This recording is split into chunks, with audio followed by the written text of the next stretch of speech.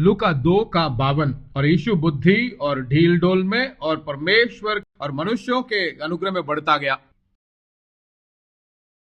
यीशु मसीह ही एक पैटर्न सन है। एक पुत्र को कैसा जीना चाहिए उसका एक उदाहरण यीशु मसीह है। वही पहला जन्मा है। हम सब उसके बाद जन्मे हैं। परमेश्वर के परिवार में वही पहला जन्मा है।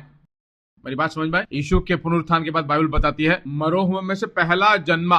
पहले वो इकलौता पुत्र, अब इकलौता पुत्र नहीं है, अब वह जेठा पुत्र है।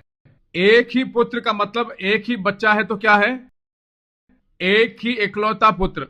अब बहुत सारे पुत्र हैं तो यह जेठा है, ये दूसरा है, ये तीसरा है, ये पांचवा, ऐसा बोलते हैं ना। अब परमेश्वर ने उसको इकलौता पुत्र नहीं कहा है, उसे जेठा पुत्र कहा है। बाइबल ऐसी बताती है भाई, वह बड़ा बेटा है। और बड़ा बेटा कैसा था बाइबल बताती है। वह कैसे चला? यीशु बुद्धि और डील डोल में और परमेश्वर के अनुग्रह मनुष्यों के अनुग्रह में बढ़ता गया। यीशु मसीह को ही परमेश्वर का अनुग्रह मनुष्यों का अनुग्रह चाहिए था। क्या आपको भी चाहिए ना? फिर सबसे पहले परमेश्वर का अनुग्रह, फिर मनुष्यों का अनुग्रह, दोनों चीज है। हम भूमि में जी रहे हैं, स्वर्ग में नहीं जी रहे हैं, मनुष्यों के बीच में जी रहे हैं। एक व्यापार करते हैं तो आपका एक्सपोर्ट इंपोर्ट स्वर्ग से नहीं है। स्वर्ग को आप मन्ना ट्रांसपोर्ट नहीं करते हो। आपका व्यापार भूमि में है, मनुष्यों के बीच में है।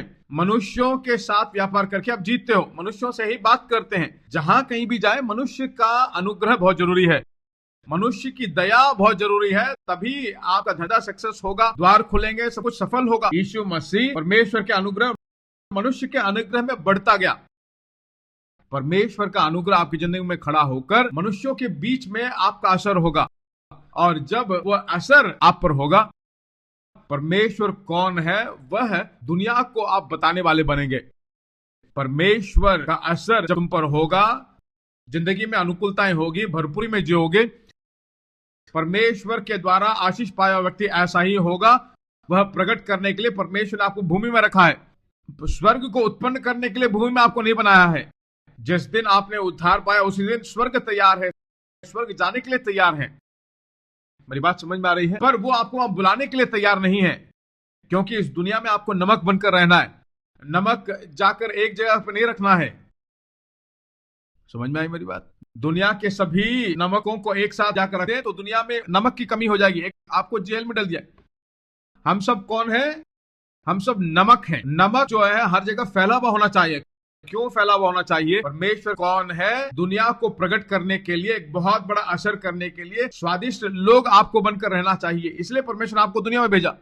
पापियों से बात करने के लिए मना नहीं किया, पापियों से बात कर सकते हो, पर आपको असर उत्पन्न करना है। परमेश्वर आपको क्यों इस भूमि में रखा है? परमेश्वर की दया, परमेश्वर का अनुग्रह में रहने वाला व्यक्ति कैसे जिएगा, आपको एक उदाहरण के रूप में रखा है।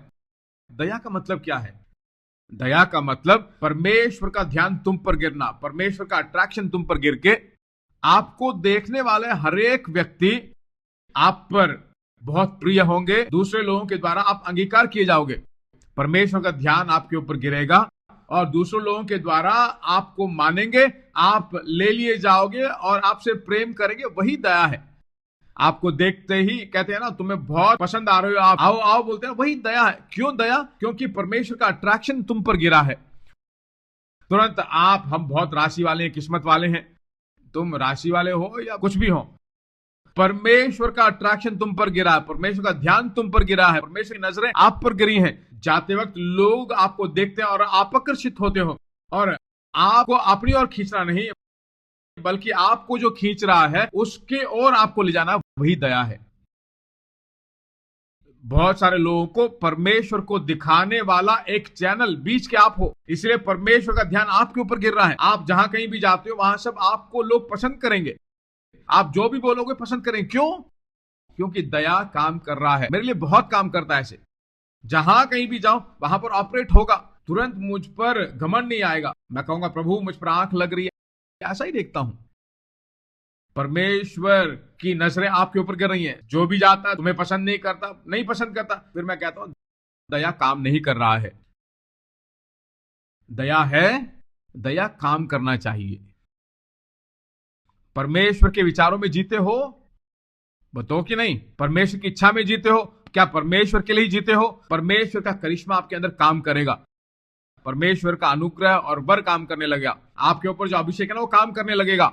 अभिषेक अगर काम करने लगे तो आपको कोई विरोध नहीं कर सकता, कोई आपको इनकार भी नहीं कर सकता। मेरी बात समझ में आई? कोई आपका विरोध नहीं कर सकता, आपको दुनिया इनकार भी नहीं कर सकता, क्योंकि आप इनकार न करने वाली बहुत बड़ी शक्ति बन जाओगे, क्योंकि आपके द्वारा ही परमेश्वर के विचार पूरे होने हैं।